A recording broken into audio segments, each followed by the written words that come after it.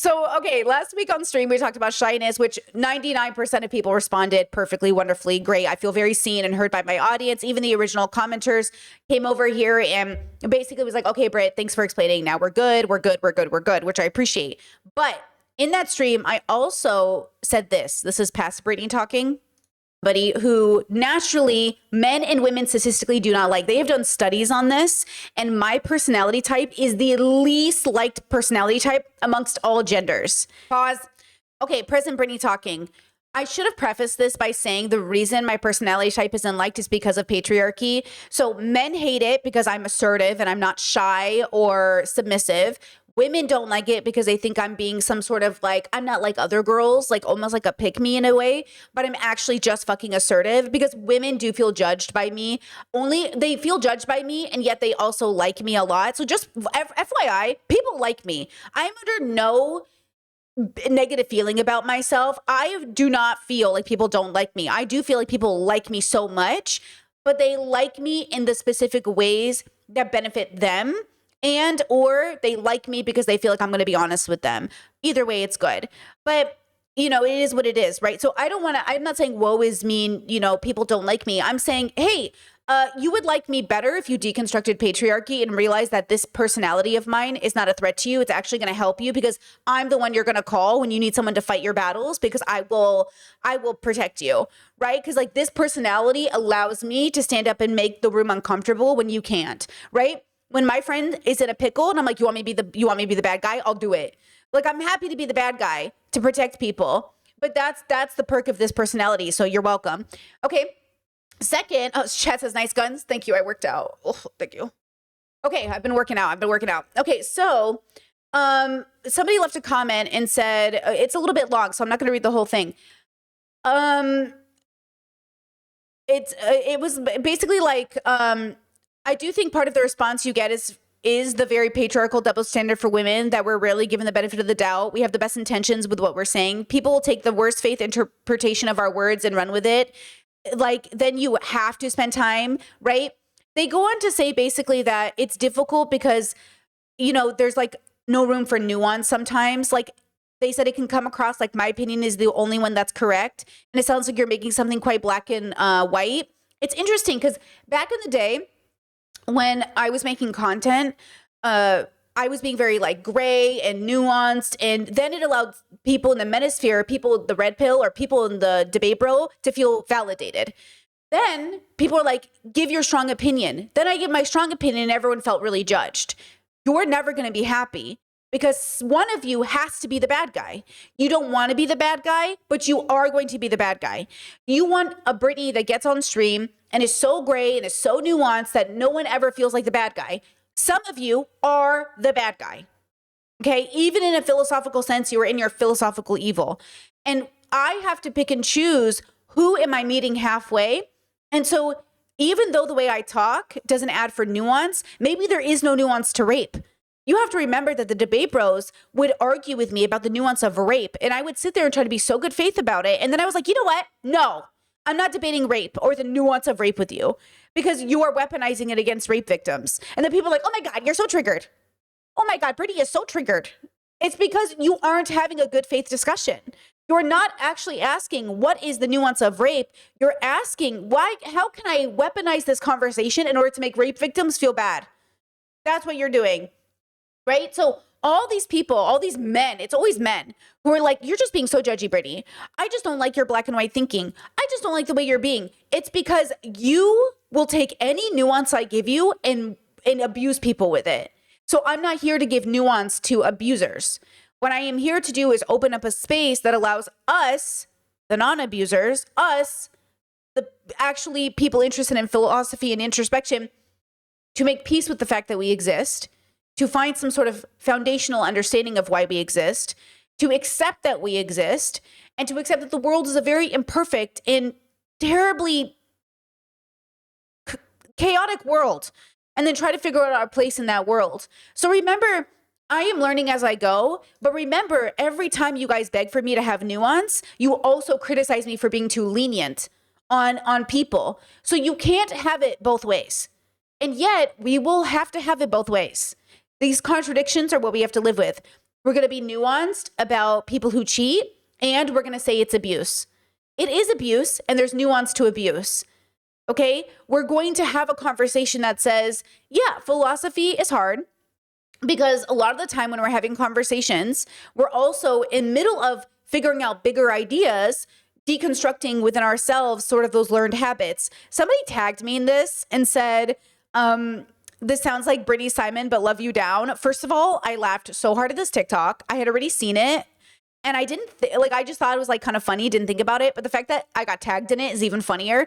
It says when you say something low key, actually not woke, and you have to connect with your woke roots. Okay, here we go. Hey, I like polyamorous people. I actually think it's fine and normal. And I would rather twist off my feet and tap dance on my little foot nubs. But they're not making me do polyamory. Like what? Look at, and they're probably not even ugly. And I think him lesbians are right about something. Like, I don't even understand it. And I'm not gonna but what do I fucking mean? And I read To Kill a Mockingbird in 8th grade, and it was big for me. Okay, I learned. I listened and learned to old white lady voices. And I think that if you wanna add a he to your pronouns and have big tits with a blouse, a flowery feminine blouse, okay. He, him, big tits, fucking floundering I was being honest, I'm probably non-binary. And that's not woke to say either, but at this point, I mean, it's Trump's America. Okay,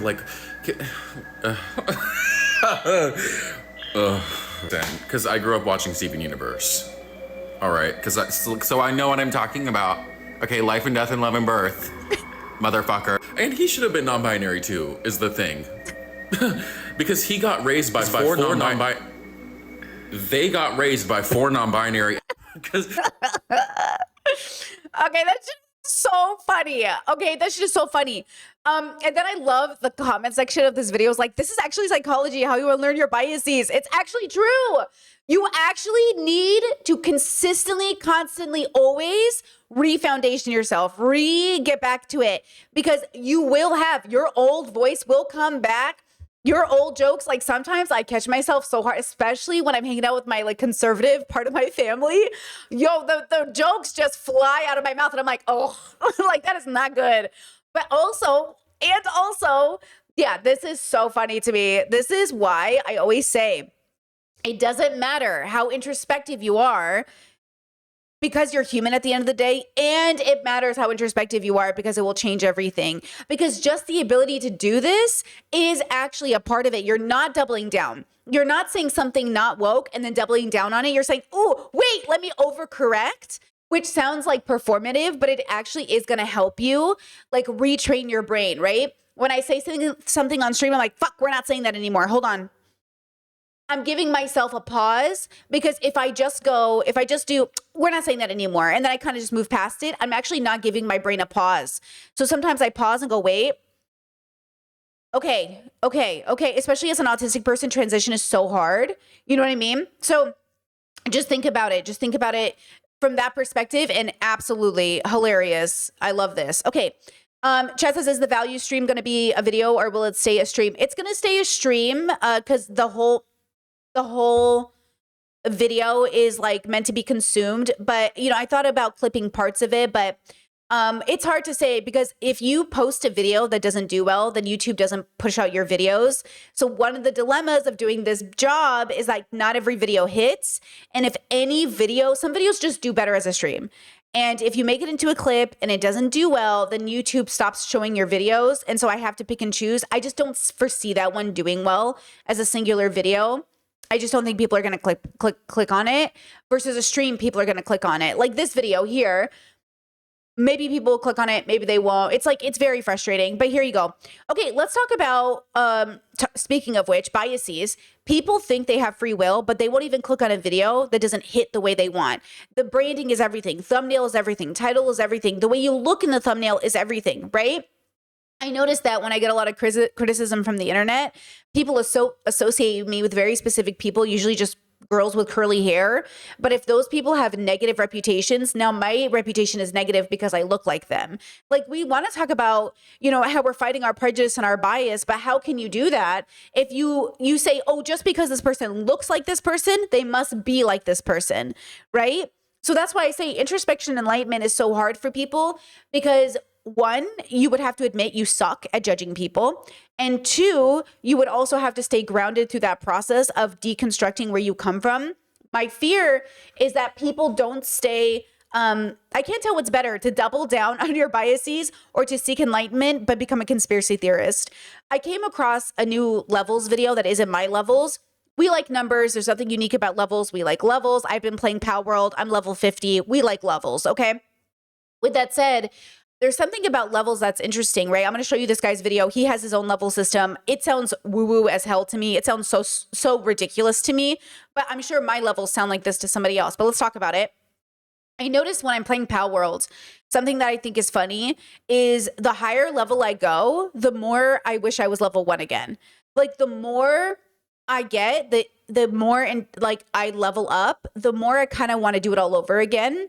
And there's like this concept and this idea that I think is interesting, where it's almost like you dream of the struggle. And I wonder if that's the message that keeps getting lost on people about, quote, introspection or enlightenment, is like, before enlightenment, you chop wood and carry water. After enlightenment, you chop wood and carry water. You're just leveling up, but you're still doing it again at a different level, but it's still a struggle. Life is still difficult, right? So, you know, this desire to go back to level 1 feels like an ability to do it all over again, or to face a struggle that feels good. Sometimes I think people, the reason they say people decline after retirement is they don't have a struggle. But you want wise struggle, which is why you don't want to suffer unwisely. You want wise suffering. If you suffer wisely, you will always have the proper amount of struggle that gives your life meaning. If you suffer unwisely, you will only dream of a type of struggle that is almost like non-existence, right? Look at this this Instagram post I got today, or I saw today, that I thought was pretty funny. It says, when you want to quit everything and move away, but then you remember you already did. You know, you can't just keep quitting everything and restarting in a new place and restarting in a new place, because everywhere you look, like, there you are. Everywhere you look, there you are. It's you. It's always us. Yes, it's environmental. Yes, environment can matter. Yes, when I moved out of my parents' house, my environment just got so much better, and therefore my mental health got better. But it was really me that got better enough to move out of my parents' house as well. Because you have to realize, like, for Brittany, as an example, if I stayed in my parents' house because of, quote, the economy or finances, I never would have made it. I literally would have died. So for some people, when they sit there and think to themselves, like, oh, Brittany, I can't move out of my parents' house, the economy. Okay, girl, I hear you. I'm not judging you. But I'm trying to make you understand that if it's life and death, you will figure out how to move out of your parents' house. Because if you don't, you will die. And that's what I'm saying. And the fact is, there should be a system in place to help you not die, but also there is no system in place. So I'm not willing to die, right? I can't die. Now, if I had died, no shame, it is what it is. I was murdered, basically, by mental health. I was murdered. But also, there's some point in your life where you have to do it. And the same way that we look at Red Pill or Manosphere guys and we're like, just be better. Just be better. Just do it. You're doing the same, like that. They're doing the same thing to you. They're looking at you and they're like, just do it. Just be better. And I'm saying, pause. We can only be as good as we are. We can only be as better as we can. And when you're ready, you will be. But the fact is, they're not ready and you're not ready. And that's just life. None of us are ready to be better. And that's why we become who we are. And that's the struggle. The struggle is realizing, like, oh, damn, like, how much of this is me and how much of this is the world? Introspection, extrospection, introspection, extrospection. These are two parts that have to be in positive symbiosis to work. And if one is out of sync, it's going to be kind of crazy. Okay, here it is. This is the levels video I saw. It has nothing to do with my levels video. Nothing to do. He's called Vibe Samurai. And this is his levels. Okay, let's look at it together. I told you not all human beings live at the same level of consciousness. There are 7 levels, but most people never make it past the first. Level 1. You live inside the system, work, consume, repeat. You don't question it, you just play the game. Level 2, something feels off. The news, the routine, the noise, it doesn't sit right anymore, but you can't explain why. Level 3, you start questioning everything, politics, religion, even science. You begin thinking for yourself, and people start calling you crazy. Level 4, you see the manipulation. You realize the system shapes your mind through music, food, distractions, and fear. Level 5, you stop blaming everything outside of you. You turn inward and you realize your thoughts, your emotions, your patterns have been creating your reality this whole time. Level 6, you become intentional. You begin to master your energy. You start consciously shaping your life through what you focus on, what you believe, and what you allow to stay in your mind. Level 7, you become grateful for the experience. You understand nothing outside of you will save you because the power was always within you. If this made you uncomfortable or made you feel like you don't belong in this system, congratulations, welcome to the other side. Is this AI? You know what I'm saying? I'm sure my levels sound like this to people, but my levels are, unlike his, based in science. You actually need science. I would argue that my levels are a call for data, a desire to say, what are the facts? So when I see stuff like this, I'm like, boo. But I'm sure when people see my levels, they also think this is this, right? But I'm saying, okay, I'm saying no, there should be data. There will be facts. I'm saying most of the world is not actually using science. Most of the world is not actually looking at data. And the reason the world is suffering is because they are forgetting that we have people studying things. We have doctors working on stuff. We have historians working on stuff, right? Like we do have data and we keep ignoring the data because it doesn't fit into our worldview. Like him, he isn't using science because it doesn't fit into his worldview. So that's why I'm a little frustrated when I see something that people like this, because I'm like, this is not helping people. It is making people crazy to think that like, oh, they're outside the system and there's not a system. There is no system.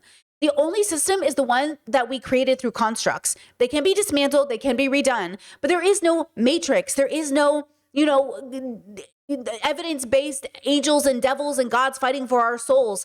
But we have billions of people on the planet who think they have some higher connection to spiritual beings, which again, if you really think you have a connection to God, you should be grounded enough to keep it to yourself.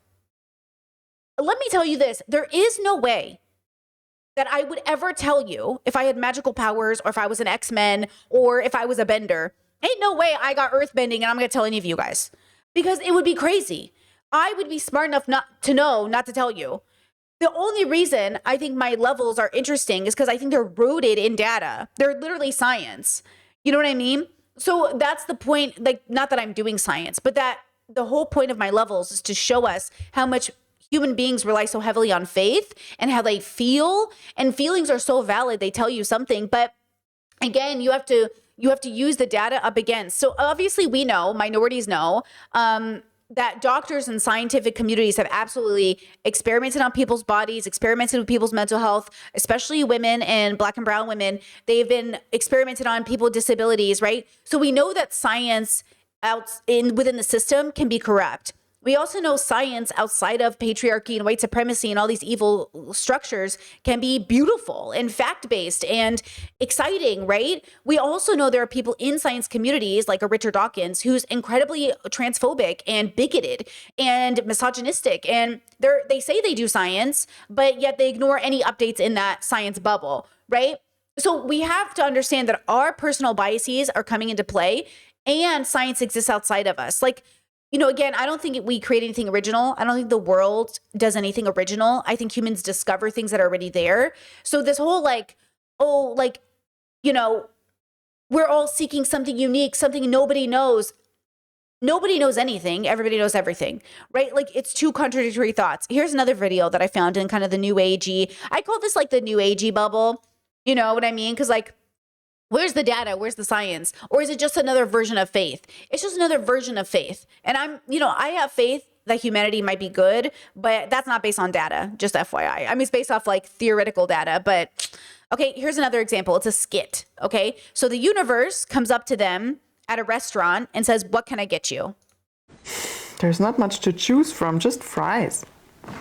I'll take the usual fries coming up.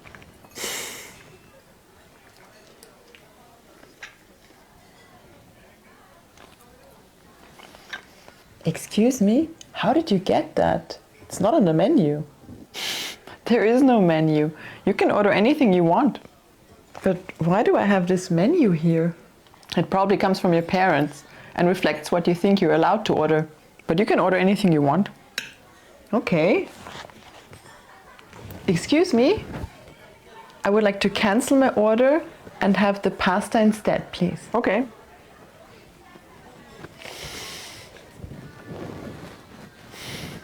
It didn't work. I still got fries. He's testing you if you really want what you ordered or if you're happy to settle for less. You only get pasta if you are a person who expects pasta. But what do I do now? A person who expects pasta would send that back. Oh no, I can't do that. That would be so rude. And I'm starving. Suit yourself. Excuse me? I didn't order fries, I ordered pasta. Okay. Would you like to eat some fries while waiting? You need to be very clear with what you want. No, thank you. Okay.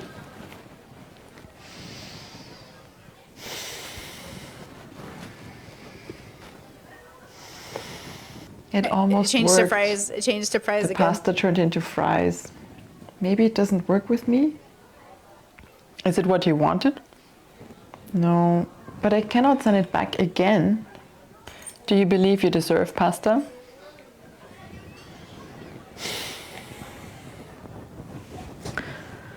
The pasta turned into fries. Could you give me real pasta, please? Okay. I'm so hungry. Maybe I should have just eaten the fries. How long is this gonna take? Don't focus on the lack of it. Think about how tasty the pasta will be, how much you'll enjoy it. Think about what you'll have for dessert. I'll have some chocolate cake and maybe some coffee. This was quicker than I thought. It comes when you least expect it. What kind of... Okay, first of all, 10 out of 10 on the filming because that must have taken forever. Let's talk about the layers of this. So, depending on what she means, right? There are different possibilities. If she means there is a universe that is paying attention to you, I would say no. The universe is literally more like space or more like all, okay? But it isn't an it. So it doesn't pay attention to you. So it's a no. If she means it's paying attention to you, so it's a person, okay, then that adds a layer of magic, okay? If she means you, the person, okay, has to change your mindset, okay, to actually have the universe, okay, gift you pasta, then what she's really saying is that you, the person, has to work to change how you think about things so your life is reflected back to you so you get pasta. Okay? So the possibilities, chat, you're so funny. The possibilities. So this is really the question. Does she mean the universe is magical, that it's a person? Or does she mean you, the person? Because this is dependent. Because if she means you, the person, sure. Yeah, when you're a different person, things will follow, obviously, right? You know, the person who never reads a book to the person who's reading 2 a month. That's a different person, right? How can you be the same person and be a different category of person, right? Though I guess you could in the sense that you could say, I'm a gambler and I'm a scammer. I've never read a book before, but now I read 3 books a month on how to gamble and scam. Well, now you're still the same person, but you're reading. Or are you the person who's like, I'm never reading a book, books are stupid. And then you read and you're like, oh my God, books are magical. You know, a door into an imagination space that like liberates me into my imagination.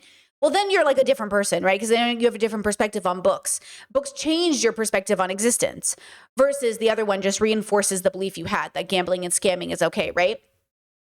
The idea behind this is that I think there's two groups of people that get stuck in these bubbles, and I always want you to be the grounded one, okay? There's two different people that get stuck in these bubbles. Well, actually, we'll do it this way. There's the act like I'm learning and actually learn. I want you to actually learn. I don't want you to act like you're learning. I want you to learn. So the problem is the acting like you're learning is usually what most people are doing because it feels and looks really good, right?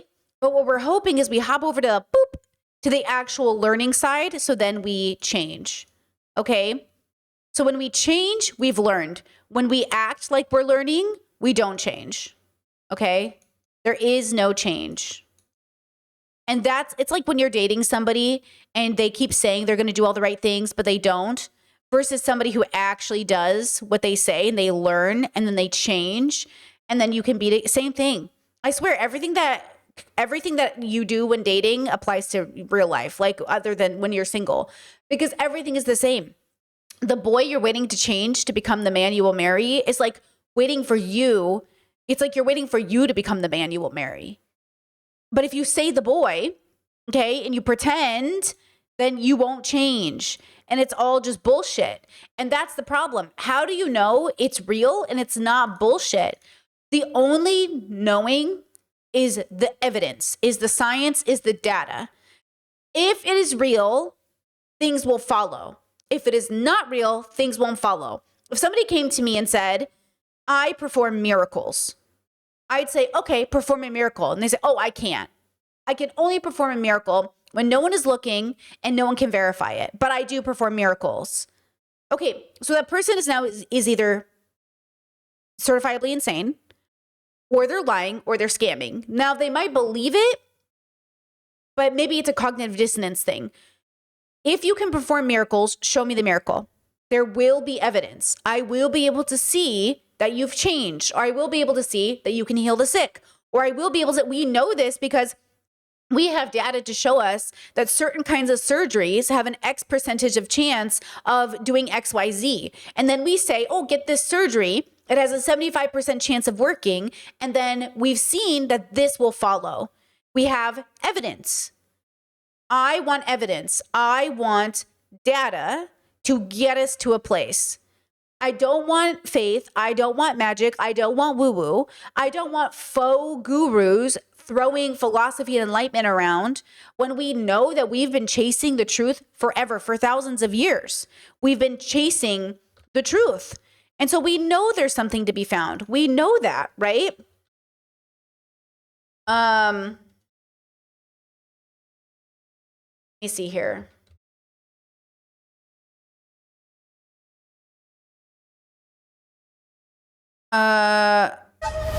Wait, somebody sent me this video about this billionaire talking about introspection. Hold on. I think my Discord also talked about it. I should have brought it up. Wait. Let me go grab it. Because he was saying like, no one's been looking at introspection for 400 years or something. And I was like, sir, we've been doing it for thousands. What are you talking about, bro? What are you actually on? Okay, hold on. Let me see. Is this it? Hold on. As little as possible. Why? Move forward. Hold on, let me see. Go. Yeah, I don't know. I found people who dwell in the past get stuck in the past. It's a real problem, and it's a problem at work, and it's a problem at home. So I've read obviously 400, and I think now 10 biographies of history-based entrepreneurs, Yep. and that was one of the most surprising things. Like, what's the most surprising thing that you've learned from this? So like, oh, they have little or zero introspection. Yep. Like Sam Walton didn't wake up thinking about his internal self. He just woke up. He's like, I like building Walmart. I'm going to keep building Walmart. I'm going to make more Walmarts, and just kept doing it over and over again. And you probably know, if you go back 400 years ago, it never would have occurred to anybody to be introspective. Like it's the whole idea of, I mean, just all of the modern conceptions around introspection and therapy and all the things that kind of result from that are, kind of manufactured in the 1910s, 1920s. Say more about that. Great men of history didn't sit around doing this stuff at any prior point, right? It's all a new construct. It was so first Western civilization had to kind of invent the concept of the individual, right? Which was like a new concept, several hundred years ago. And then, for a long time, it was, all right, the individual runs, right, of introspection. Yes, zero, as little as possible. Why?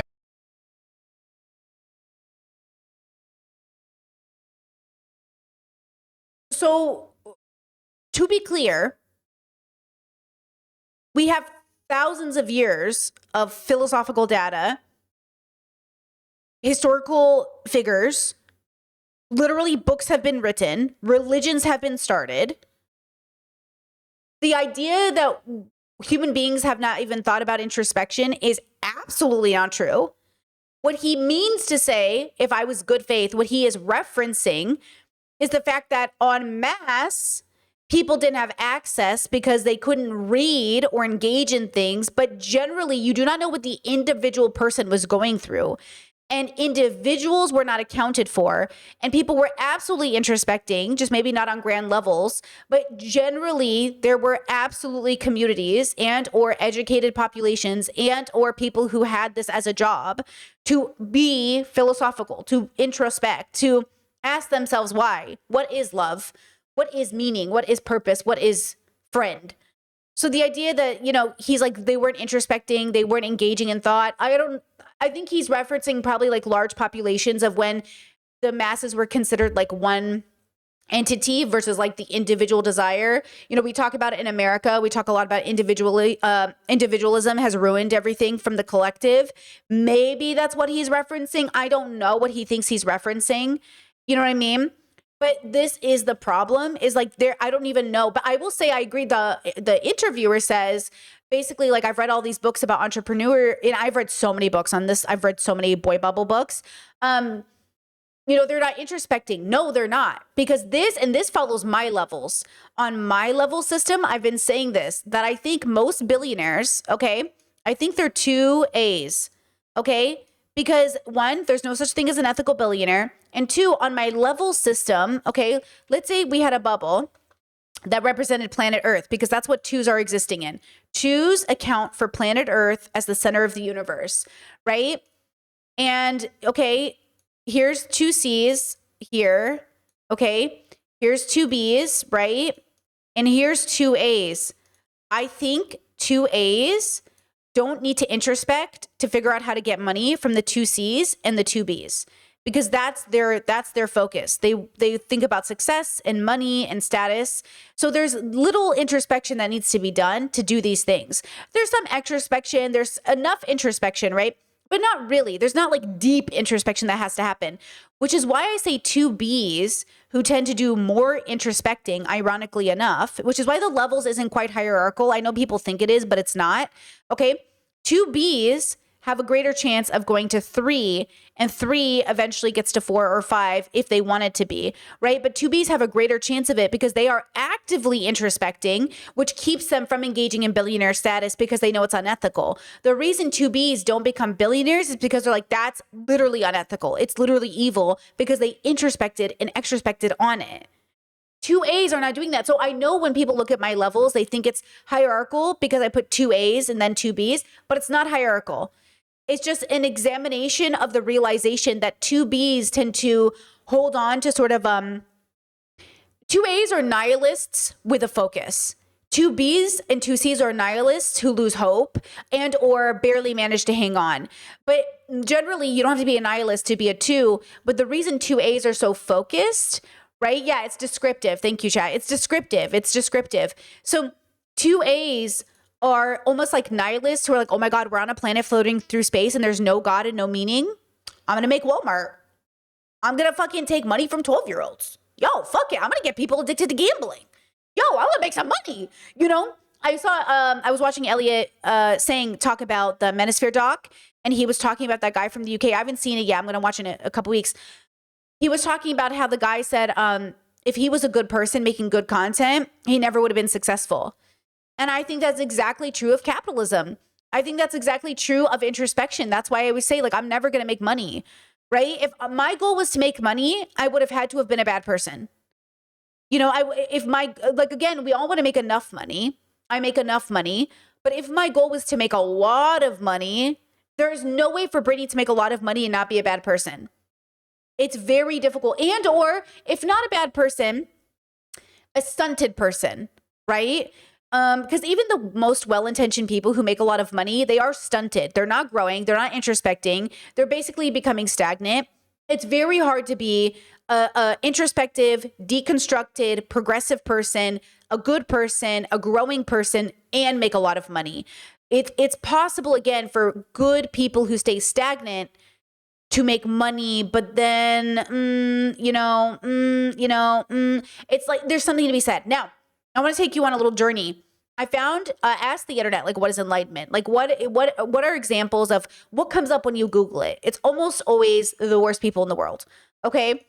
This guy, I don't know how to say his name, but Jay Krishnamurti, he is one of the oldest like gurus. And this is just an example of his work.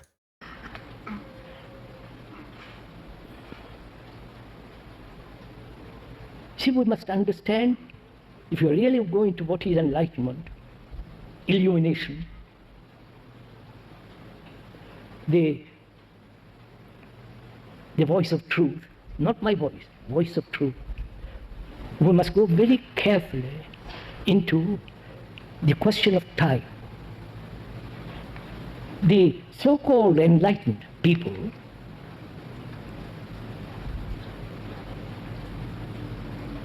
have said, well, I've come to it through time. Gradually. Life after life, if we believe in reincarnation, I've come to the point when I'm enlightened about everything. Right? Which is, it is a gradual process. Okay. Sounds pretty good, right? Enlightenment is a gradual process. There's a whole thing that goes into it. So this is what I always do when I see, especially a man pushing guru stuff. I put in his name and controversy. Controversy.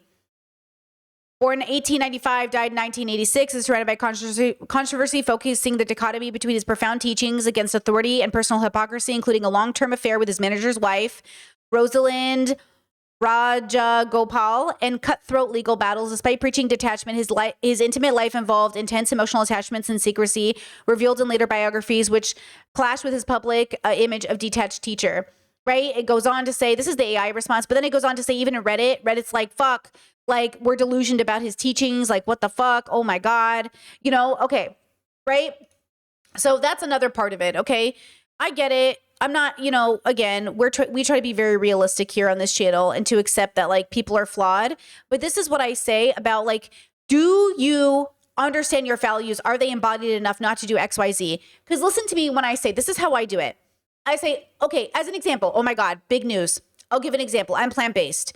I've gone plant-based for ethical reasons. Good for the body, good for the planet, good for the animals. Okay, easy. I did plant-based.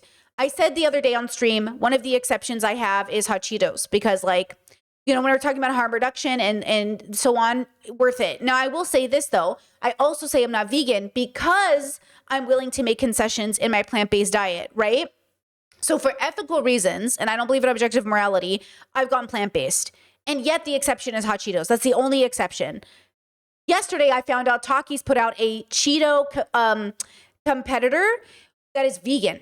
This is a game changer. This is everything. I'm in. Now, hot Cheetos off the table. Easy. Right? Now, okay, but I'm still not vegan because I don't have the embodied value yet to be vegan. But maybe one day, okay?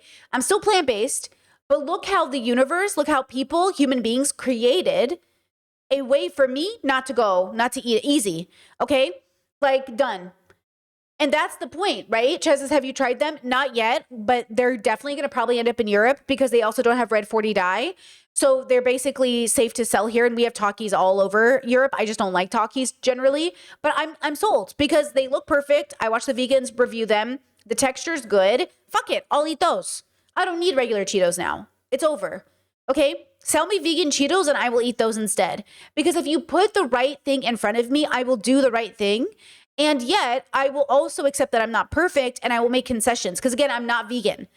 If I was vegan, eating hot Cheetos would be wrong. But because I'm plant-based, it says that I'm not yet vegan for embodied reasons, right? Instead, though, you will have somebody who will say, oh, so you're a hypocrite. So you're willing to have hot Cheetos because you love them so much. No, I'm exactly consistent with my value, which is it makes more sense to go plant-based. Here's all the reasons. And I accept that I'm not yet embodied enough to be vegan, right? Chad says, what was not vegan about the original ones? The cheese. There's cheese in the original Hot Cheetos. They have dairy. So that they're not vegan, right? They're vegetarian, but they're not vegan. So again, I understand that people don't understand the differences between the nuance of the words we're using, but that is the difference. That's why I choose my words as carefully as I can. It's why I say I am plant-based. I'm not vegan, because there is a philosophical difference now that I know it, right? And that's why I say, okay, now look at this. So I continue to Google what is enlightenment, right? What is enlightenment? What do people think it is? Here's Gangia or Ganji, depending on how she pronounces her name. Let's just watch these little bubbled, right? Like, look at these little bubbled examples of enlightenment. And I'll continue answering chat in just a second, okay?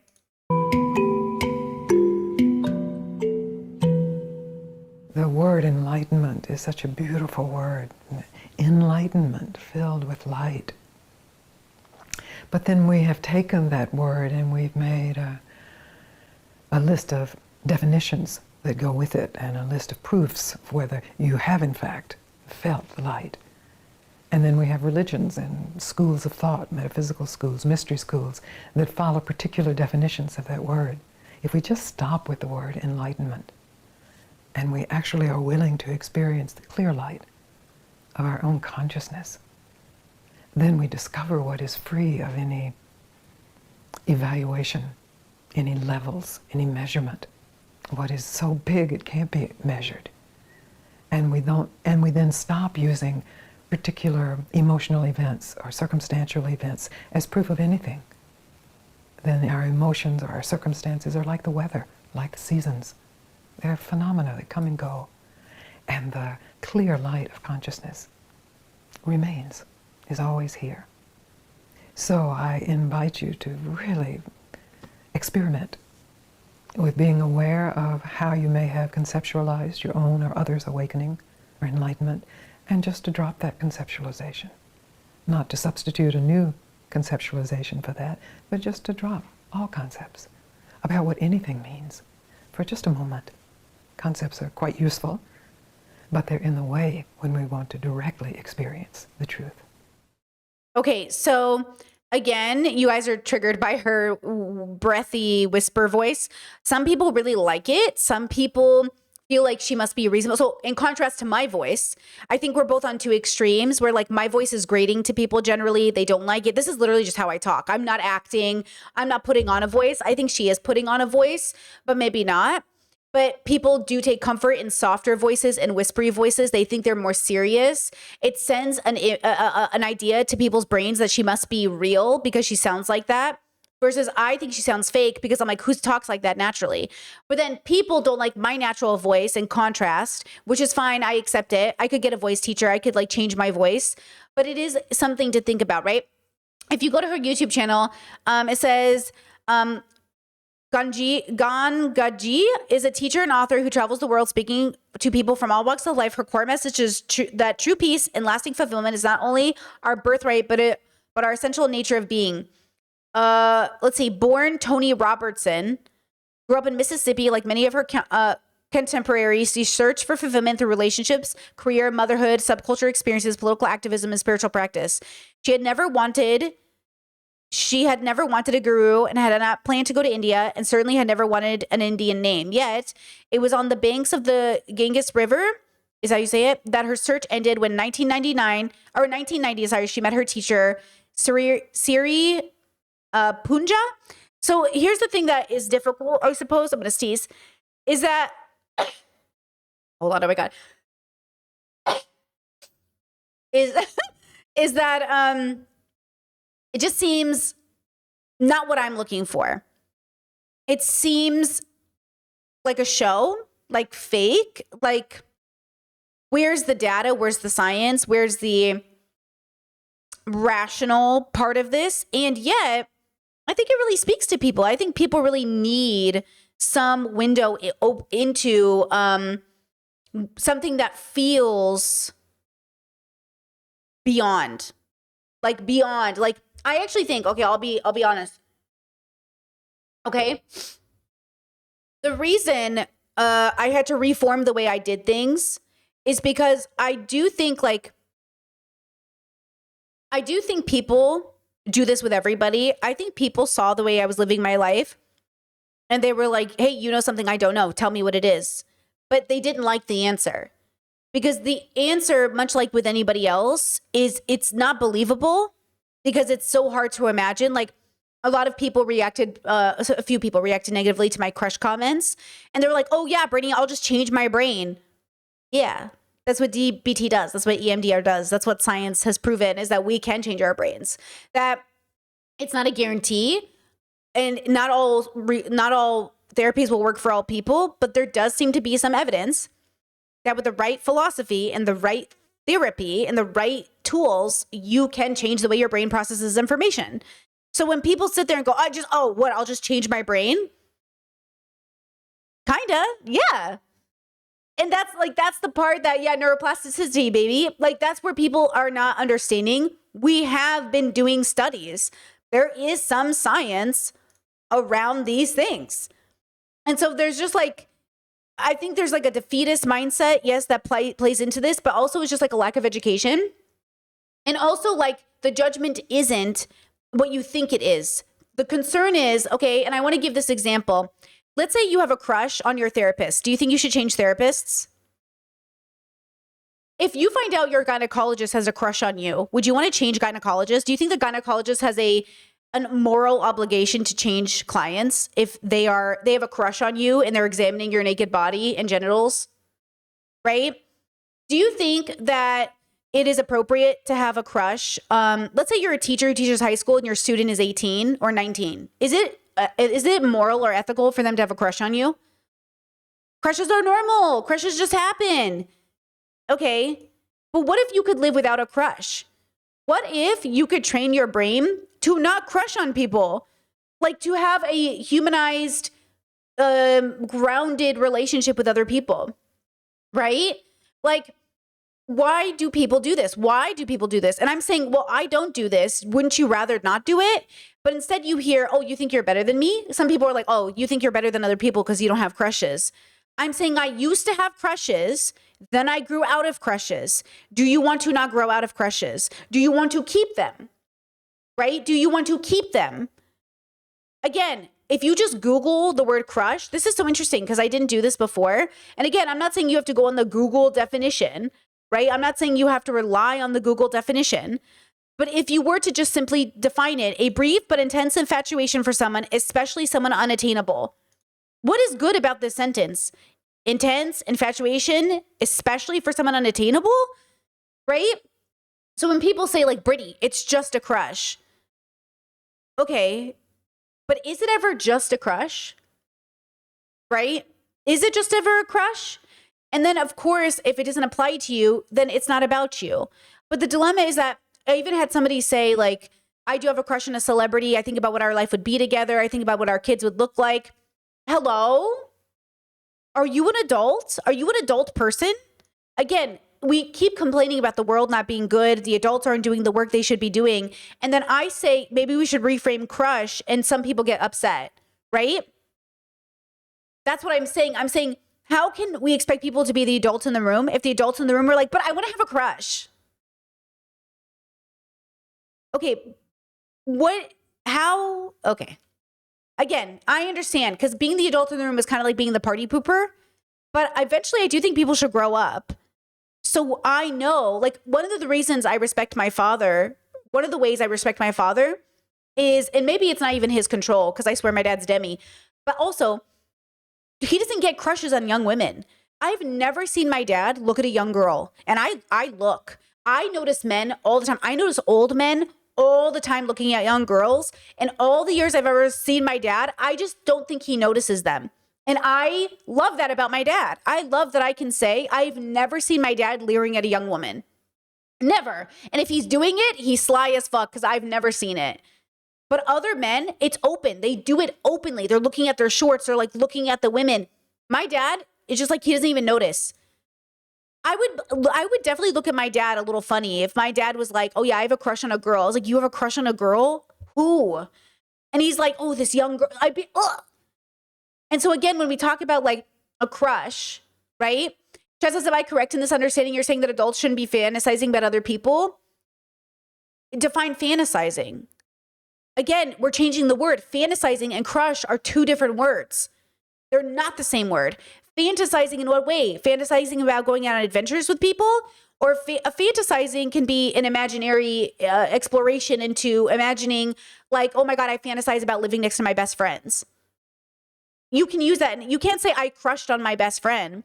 You could say that in a safe space where girls mean nothing by it, but you can't say it generally. Like, what does that mean? Because when other people say it, they mean something else. So it's interesting that we acknowledge bubbles, that people are like, Brittany, like, where's your nuance? Not everyone defines it that way. Okay, well, then this doesn't apply to you. How can you say to me, Brittany, not everyone defines crush this way, and then come to me and say, Brittany, you're defining crush wrong. So which one is it? Do we all define it differently or no? Because I'm defining it, I'm giving you a bubble explanation, and I'm telling you which part of it I don't like. So that's the part. See, even my voice now, by the way, I'm just being clear. I'm being clear that I'm correct because I agree with you. Crush doesn't mean the same thing everywhere. But in this bubble in which I'm talking about it, it means this thing. But it's interesting that people can they'll say, you're just judging people. But you're judging me for not jumping into your bubble using the word the way you use it, right? Right? Okay. Does that make sense? Just trying to find a different word, given the issue is that crush seems to be a trigger word for people. But that's the point. That's what I'm trying to get at. We can't keep changing words to not keep triggering people. We need to acknowledge that we're getting triggered. And then say to ourselves, after deconstruction, after introspection, is it me that needs to change my relationship with the word, or does the word need to change? Because it could be either answer. Either we need to change the word, or we need to change how we see the word. But you can't default. You can't say, oh, people are getting triggered, I guess we should change it. Pause. Why are you getting triggered? Because hold on, we have to do the work. Again, this goes back to what is enlightenment. It's doing the work. You are actually double checking your data. You're not just jumping to a conclusion. Well, the moment things get uncomfortable, you're asking yourself, wait, like veganism, are vegans wrong because you're uncomfortable, or are vegans wrong because it's wrong? Right? Just because the world is mad at vegans doesn't mean veganism is wrong. Same thing with anything else we talk about, right? Anything else we talk about, it's like, okay, what does that mean? Like, that's why you have to ask yourself, why do I feel this way? Okay, so Dr. K has a video on this called What Enlightenment Does to Your Brain. And if you go to the section further into the video about the removal of ego, look at his commentary. The second thing that the yogis talk about is the removal of ego. So they say that as long as you have an ego, you will not have sustained happiness. Now, it turns out that neuroscience actually supports this as well. So oftentimes we have this sense of identity, right? So I say, oh, I'm Alok, and let's say I feel like I'm not happy with the way that I look. And we have this idea that if I'm unhappy with something about myself, fixing that thing will lead to more happiness, right? So if I get in shape, I will be more happy. Seems very, very logical, seems very, very simple, seems like a fact of life. But if we look at the neuroscience of it, that's not true. So if we look at our ego, our sense of identity, chances are this has to do with a part of our brain called the default mode network. So it's really a circuit. It's not like an anatomical part. It's connections between different parts of the brain. And when the default mode network is active, we are thinking about ourselves. And it turns out that when I am unhappy about my body, it's not the part of my body that actually causes my unhappiness. It is the fact that I am thinking about myself. This is really where the unhappiness comes from. So I want y'all to think about your own experience, right? So when you reflect too much on yourself, and we see this a lot in depression. So for example, like in studies on depression, we know that these patients have a hyperactive default mode network. So what that means is that they're constantly thinking about themselves. And even if one thing gets fixed, the default mode network is still active and it will find something else to think about. So when I work with people who have highly active default mode networks or very depressed, even if something goes right in their life, they don't feel satisfied because the mind finds something else. We also see this in cases of things like anorexia or body dysmorphia, where it isn't fixing a particular thing that leads to happiness. It is the fact that this part, the self-critical part of your brain, the part of your brain that is thinking about you and judging you, your ego, as long as it is active, you will be unhappy. No amount of progress, no amount of facial surgeries or buccal fat removals or Botox injections will fix body dysmorphia. That's the nature of it. And what do we know about the neuroscience of these conditions? It is high activity of the default mode network. It also follows, and we have clinical evidence of this, that disabling the default mode network is what leads to relief. So when someone is depressed about their life, fixing all of the problems that they perceive doesn't necessarily lead to happiness. The fastest way to stop someone from being depressed is actually a ketamine infusion. So I don't recommend that you'll go abusing it. If you get prescribed, that's a different story. But what we know is that ketamine is a dissociative agent, which means that it unplugs us from our sense of self. Which is why I think when people do shrooms or DMT or something, they feel enlightened. Or, remember when those ladies went to space because of Jeff Bezos and then they came down, they're like, oh my God, we should all just get along. We should all just be one with the universe. And yet they're married to billionaires. It's because they were outside of their body for a second. It was because they were actually forced biologically, chemically out of their bodies. And then when they were put back in their bodies, they're like, oh my God, like I'm so high. Like that's why when I would go skydiving sober and I would land, I would feel so fucking high and like, oh my God, like life is so beautiful, dude. You're feeling this, this is the thing that we're chasing when we're chasing this. You can get it through meditation sober too, by the way. Sober, meditative, I can meditate myself into a feeling of like, whoa, because you're meditating yourself out of your body basically and in connecting yourself with everything around you. The dilemma is I don't want you to then turn it into a religion. I do not then want you to turn it into a cult. I do not want you to turn it into a business. I want you to I want it to be a part of what we are capable of naturally. Look how naturally capable we are as a species of actually being better sober. Like you don't even need drugs. You know what I mean? You can meditate yourself out of your ego. You can meditate yourself into loving people better. You can meditate yourself into kindness. You can literally deep breathe yourself into being a better person. But it's hard, isn't it? How many people, Brittany, please, I have ADHD, I can, Brittany, please. It's a skill. You do have to learn how to do it, but it is real. It is a real thing we do naturally as a species. But because it's so hard, most people don't do it. And so when people do it, they sound like, oh, amazing. You must be a guru. You must be magical. It's not. It's science. It's literally science. There's no magic here. It is literally science. But the problem is like because it is so just impossible for people to process, they start doing this. Like they start hiring gurus and paying people and buying their books and buying their courses. And I'm like, and that's what's so frustrating to me. And that's why I say my levels are trying, and I wish, and I get it. I understand that if I had a degree, if I had a master's degree or a PhD, you guys would believe me better, like Dr. K, right? He's a doctor. And so it's cool that Dr. K is incorporating spirituality and in science, but you don't need a degree to know this. Everyone has access to this because you're a human being.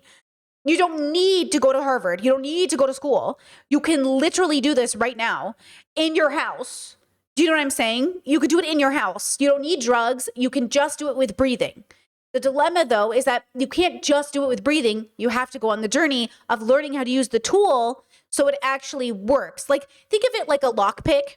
You can't just use a lockpick. You have to know how to jiggle it to open the door. Same thing. You have the tool, but now you have to learn how to use the tool. You know how to breathe.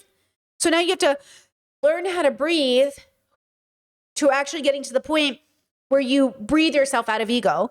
And then you really learn to be more kind and more grounded and more loving and more. So if you, again, I think if this concept gets utilized by the wrong people, then they become like gurus, and then they become like, buy my course. And then they become like, just in my opinion, like abusers of this tool that is natural to us. It's kind of like anything else that is natural to us. You know what I mean? If you get into the wrong hands, like a gym bro, if you get something that's natural to us, picking heavy things up and putting them down, right? Something so easy. And most of us can do some variation of it, give or take, right? And then you get the wrong person, their hands on it. Well, now it's like corrupted. And that's what capitalism kind of does. It like corrupts something that was so natural to us, like growing our own vegetables. You know what I mean? And it ruins everything else. I watched this, there's this TikToker who talks about like fruits and vegetables and agriculture. And he was saying that, I forgot where he was talking about, what location, but they basically removed this town's basically water source to grow asparagus because they promised that thousands of jobs would follow this asparagus farm. But what it actually did, because it takes like 3 to 4 years to grow asparagus, is it took from their natural water source that usually supplied all the vegetables for the town. So again, do you want supplied vegetables for your town or do you want thousands of jobs? Well, what do I need thousands of jobs for if I'm feeding myself? The illusion is I will give you thousands of jobs to have your standard of living go up, but my standard of living has now gone down because now my water source that fed me vegetables no longer feeds the town and my people are starving. And that's what capitalism does. It makes you think you need more than what you have. So you're willing to trade what you have for something more, but it never gives you the return. The return doesn't exist. Because if the return existed, then these people who came to your town to offer you this asparagus farm wouldn't have done that because they would have had enough. But they want what you have and they want more, and that's the greed of capitalism. They are not giving you more. The thing that is more is deep breathing, and that's free. That's why I say everything I am giving you is for free, basically, except I have to also pay my bills because we live in this world. So I do have to charge for something, right? I have to either charge with ads or I have to charge my Discord to do extra events, or I have to charge for something. But what I'm not charging you for is teaching you how to breathe because it's free. I'm never going to charge you to breathe. And that's the point, because I don't think you should. It's free. Now, do I think I should charge you for my labor? Sure, but I'm not teaching you how to breathe. I'm just telling you can. I don't do breathing classes because I feel like that, okay, I could do guided meditation classes, or you could just go on YouTube and find them or read about them for free. Because I don't make enough money to teach you these things, right? And that's what I'm saying. Like, eventually, let's say I was putting on a free, maybe I worked in my town. Like if I worked in a small village, I would do free breathing classes, but maybe it'd be like donation based. But again, we need the donations to make things happen because things cost money, like electricity or the licenses for the building or something. So there's a conundrum here where it's like, well, if this was real, you would just give it for free. It is real. There are lots of things for free, but some things can't be for free because we all have to eat, because food costs money. Do you know what I'm saying? So there's something about this that really, it's a really big struggle for people. It's a really big dilemma. And then some people are never going to be happy. Listen to me when I say I leave certain comments up in my comment section so you guys can read them. Some people will never be happy. And we have to accept this. There are just some people on the planet, not a large population, but a population that will just, well, it's not good enough, and I'm never happy, and it's your fault. And yes, were these people, was it preventable at some point? Probably. Like Dr. Kirk Honda says, if you watch his work, like some of the most grating, annoying, frustrating, bad people he reviews, they probably had incredible childhood trauma. So the idea is not to excuse their behavior, is to explain it so we can prevent it in future children. Future children do not necessarily have to grow up to be these people, but if they are neglected, they probably will. The probability goes up higher. It's not guaranteed, but it goes up higher. So if you say, well, I was raised in this environment and I didn't do this, okay, congratulations. You were the one who got out. You were the probability. That's the problem with comparison. Well, I didn't do this when I was 15. Okay, girl, congratulations. Like, that's what I'm saying. Like, that's just an ego thing. You're doing an ego thing. I'm better than you because I didn't do this. Okay. This is Robert Sapolsky's Turtles All the Way Down. This is Robert Sapolsky's idea of free will. You sit there and you say, I'm better than you because I didn't do X, Y, and Z, but you didn't do X, Y, and Z because of your circumstance and your biological predispositions and your genetics and your backgrounds and your parents and your thing. But if you were this person, you would have done it. You would have done it, right? Chad says, I don't have a problem with people charging for breathing classes since it's a matter of paying for their time. Exactly. Rather than the information, unless the market as having exclusive info for the price, rather than the information, unless they market it as having an exclusive info. That's what it is. That's what it is. You're good to teach breathing classes and to get paid for it. You're wrong if you're saying, pay me and I will give you the key to enlightenment. Pay me, and if you take my class, it's a guarantee. When I used to do calls with people, they were in hopes to raise money so I could make content. That's why I did calls. People would call me and they'd say, give me the secret. And I'm like, there is no secret. And they'd be like, but give me the secret. There is no secret. I have no secrets. There are no secrets. That you keep that's what I'm saying. There are no secrets. You could watch every YouTube video of mine and get the exact information you were getting out of calls.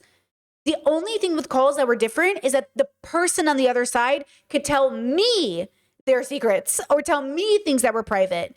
But I'm already telling you everything on the videos. The only thing the calls gave was a private space for someone to be vulnerable and say, like, I'm really embarrassed. I pick my nose. It's like, okay. Maybe they don't want to say that in a YouTube comment, or they don't want to be called out on stream, right? But I'm telling you everything I know on these videos because I think we should share. I'm very communist in this way. I think we should share. So I'm telling you for free, right?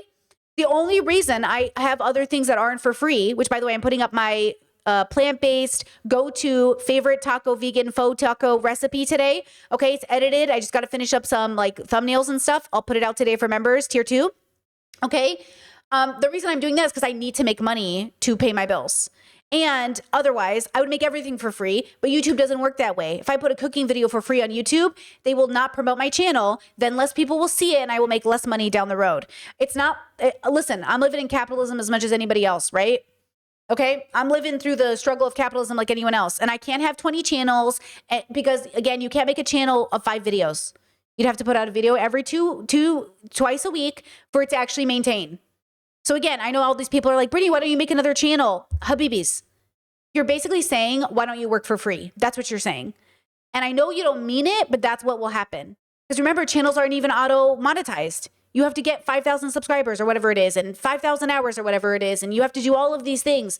I know people think they have the solutions, but you really have to understand that like you only know what you know. And it's never as simple as you think. Just like running a YouTube channel is not what you think it is. Neither is enlightenment.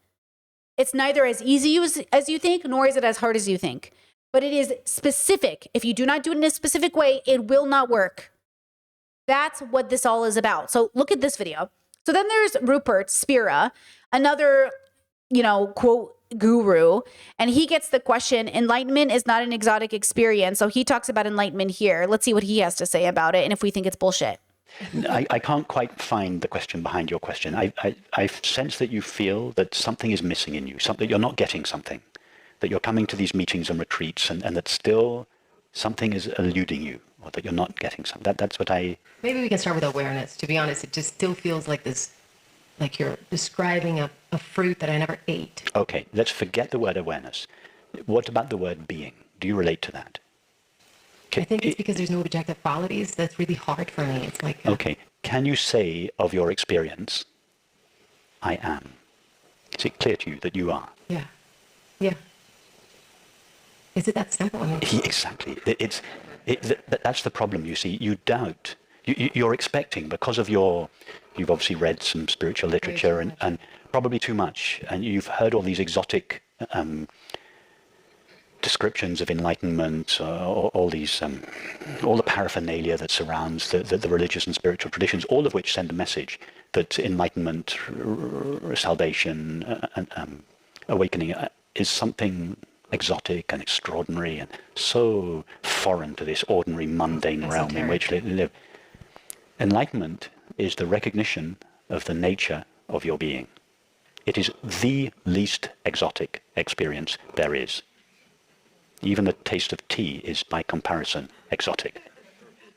And not only is your being not something extraordinary, unknown, hard to find, reserved only for a few special individuals.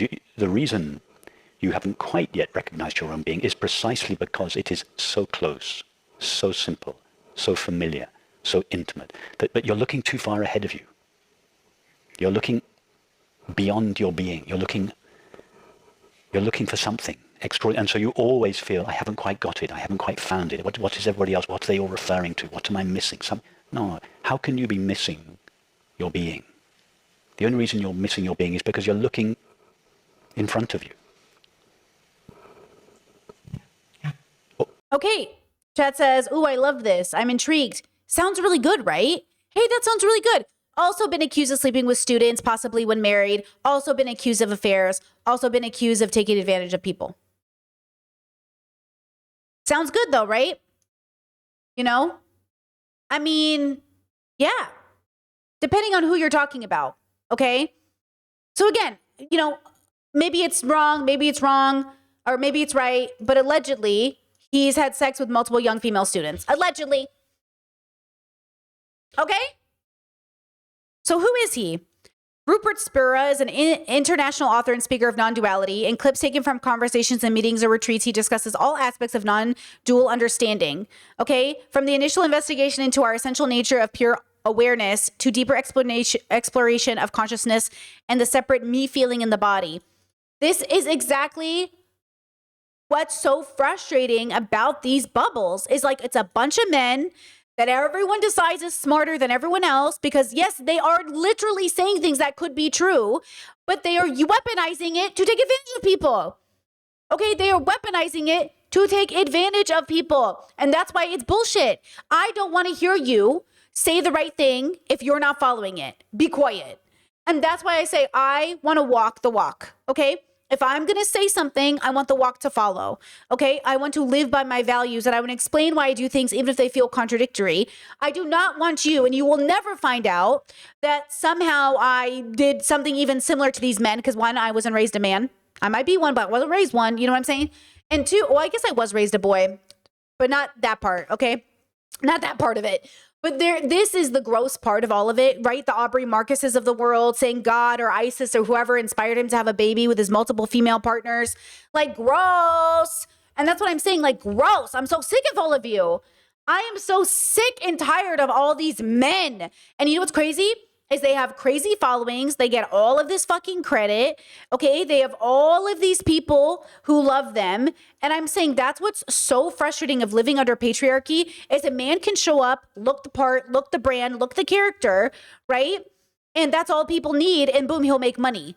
And look, girls try to follow, girls try to copy it, but it looks stupid. Like it looks dumb. And it looks dumb because people know that it's bullshit, except the people who don't. And then we call those people who get stuck in these like woo-woo bubbles.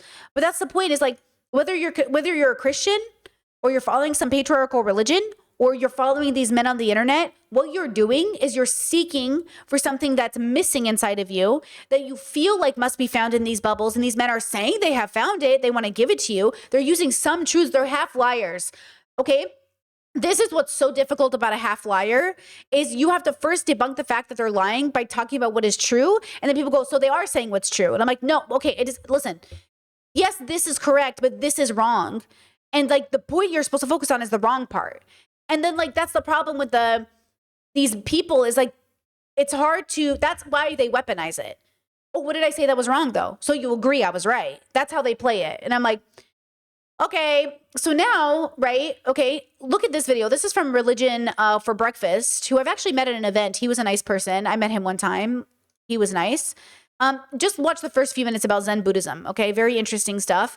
And exactly plays into this idea of like, you know, they even say the Buddha left his wife and child to go meditate in the woods, right? Like even he abandoned his family. The idea that I want you to focus on is why philosophical work, why introspection.